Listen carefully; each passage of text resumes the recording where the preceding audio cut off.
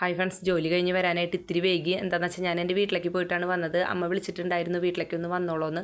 പോകാനായിട്ടുള്ള കാരണം എന്താണെന്ന് വെച്ചാൽ അച്ഛൻ കുറച്ച് കൂർക്ക നട്ടിട്ടുണ്ടായിരുന്നു. അപ്പോൾ അത് പറിച്ചു. അപ്പോൾ ഇന്നാളും കുറച്ച് തന്നയച്ചിട്ടുണ്ടായിരുന്നു. അപ്പോൾ ഇന്നും ലാസ്റ്റ് പറക്കിൽ കഴിഞ്ഞപ്പോഴേ അതിലേ വന്നോളൂ, അപ്പോൾ കുറച്ച് തന്നയക്കാമെന്ന് പറഞ്ഞിട്ടുണ്ടായിരുന്നു. അപ്പോൾ അമ്മ മീൻകറിയും അയിലക്കറിയും അയില മാങ്ങിയിട്ടിട്ട് വെച്ചിട്ടുണ്ടായിരുന്നു. അതും കൂർക്കയൊക്കെ തന്നയച്ചു. എന്നിട്ട് ഞാനതൊക്കെ അവിടെ വെച്ചിട്ട് വേഗം പോയി കുളിച്ചു. വരുമ്പോൾ തന്നെ വാവിച്ചിക്ക് പനിയായിട്ടാണ് കിടക്കുന്നുണ്ടായിരുന്നത്.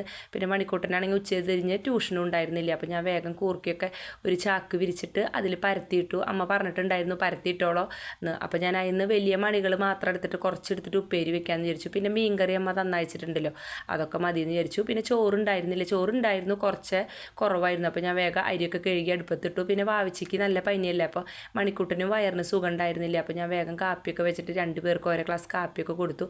അപ്പോൾ ഞാൻ വരുമ്പോഴേക്ക് എടുക്കുകയാണ്, തീരെ വയ്യ. അപ്പോൾ ഞാനൊരു ഗുളിയൊക്കെ കൊടുത്തു. അത് കഴിഞ്ഞിട്ട് ഇതിനാണ് മെയിനായിട്ട് അമ്മ വരാൻ പറഞ്ഞിട്ടുണ്ടായിരുന്നത്. അച്ഛന് ഒരു കടയിൽ കട ഒഴിവാകും, അവിടെ എന്തോ പണി ഉണ്ടായിരുന്നു. അപ്പോൾ കുറേ വളകളൊക്കെ തന്നിട്ടുണ്ടായിരുന്നു. അപ്പോൾ വാവിച്ചിക്ക് ആവശ്യമുള്ളത് എടുത്തോ, എന്നിട്ട് ബാക്കി ഏതെങ്കിലും കുട്ടികൾക്കൊക്കെ കൊടുത്തോളാം പറഞ്ഞിട്ട് അമ്മ തന്നതാണ്. അപ്പോഴേക്കും ഞാൻ അതൊക്കെ അവൾക്ക് കാണിച്ചു കൊടുത്തു.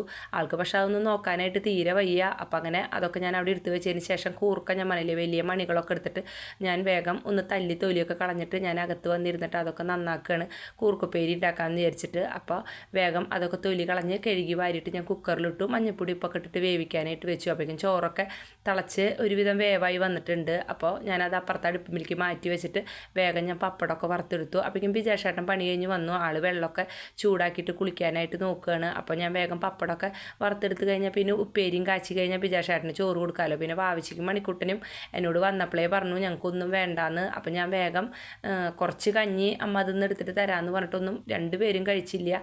അവനെന്താണെന്നറിയില്ല, വയറിന് തീരെ വയ്യ. വാവിച്ചിക്ക് പിന്നെ നല്ല പനിയുണ്ട്. അപ്പോൾ അങ്ങനെ ഞാൻ വേഗം കൂർക്കയൊക്കെ വേഗം ഇളകിട്ടു. പക്ഷെ അവർക്ക് 2 പേർക്കും ചോറ് വേണ്ടാന്ന് വെച്ചാൽ ഞാൻ ഈ കൂർക്കുപ്പേരി ഒന്നും വെച്ചിരുന്നില്ല.